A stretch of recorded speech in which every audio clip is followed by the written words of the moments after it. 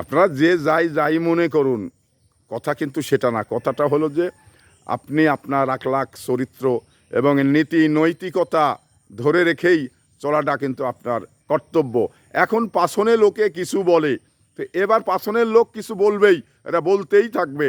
যেমন পথিক পথ চলবে, রাস্তার বিয়ারিশ কুকুরগুলো কিন্তু ঘেউ ঘেউ করবেই।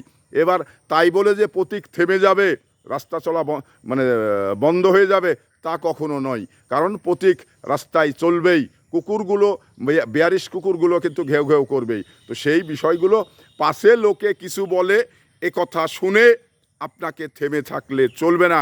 আপনার কাজ অব্যাহত রেখেই আগামীর সামনের দিকে এগিয়ে যেতে হবে, এটাই বাস্তবতা। যখন সফলতা আসবে তখন ওই মানুষগুলোই আপনাকে মানে ফুলের তোড়া দিয়ে বরণ করে নেবে। তো এখানে এখন কিছু বলছে এটা শোনার সুযোগ নেই, আপনি সামনের দিকে এগিয়ে যান।